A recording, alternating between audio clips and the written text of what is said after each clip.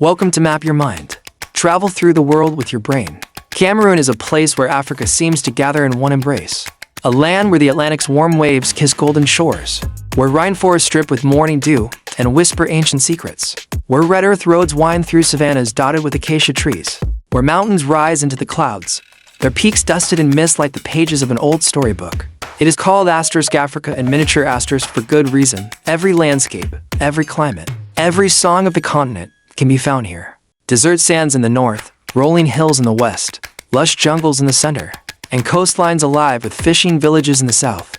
To journey through Cameroon is to travel through Africa itself. Long before flags, maps, and borders, this land was a crossroads of peoples. The South civilization rose along the shores of Lake Chad around the 6th century BCE. They were artisans, warriors, and traders, their bronze sculptures and terracotta figures telling of a society skilled in beauty, as much as in survival.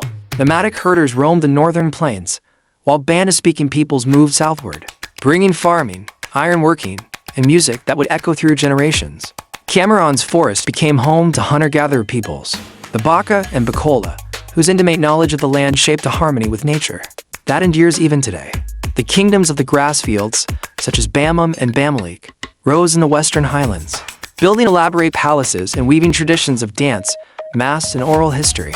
Each region became its own world, and yet all were connected by trade routes, rivers, and the shared pulse of life under the African sun. In the 15th century, the first Europeans arrived, Portuguese sailors in search of trade. When they sailed up the Wari River and saw it alive with ghost shrimp, they called it Rio das Camarões *, the river of prawns. From this name, Cameroon would eventually be born.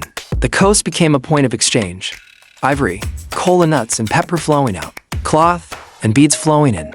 But soon, a darker trade took hold, enslaved men, women, and children were taken from their homes and sent across oceans. Entire communities were scarred, yet the spirit of the people did not fade.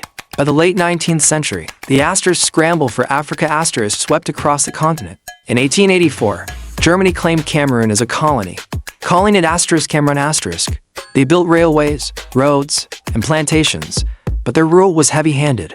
Local kingdoms lost autonomy, land was seized, and uprisings were met with force. Still, resistance brewed quietly in whispered plans and songs and in the hope that one day, the land would belong to its people again. World War I shifted the map once more.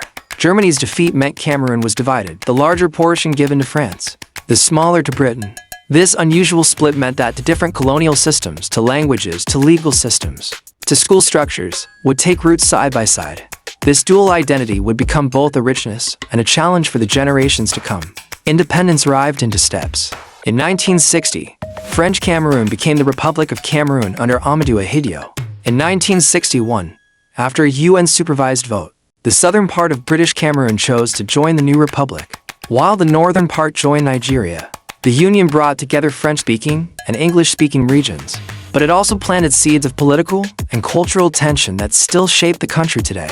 Cameroon's modern story is one of resilience. It has faced economic struggles, political unrest, and demands for greater equality among its regions.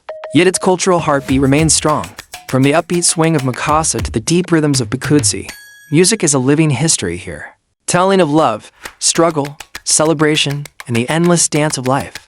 Markets overflow with colors, red chili peppers, golden plantains, and bolts of fabric in every shade imaginable. Football unites the nation, with the indomitable Lions roaring their way into global fame, especially in the 1990 World Cup, when Cameroon became the first African team to reach the quarterfinals. Nature, too, is a powerful storyteller in Cameroon. Mount Cameroon, an active volcano and the highest peak in West Africa, towers above the coast. Its slopes home to rare plants and animals found nowhere else.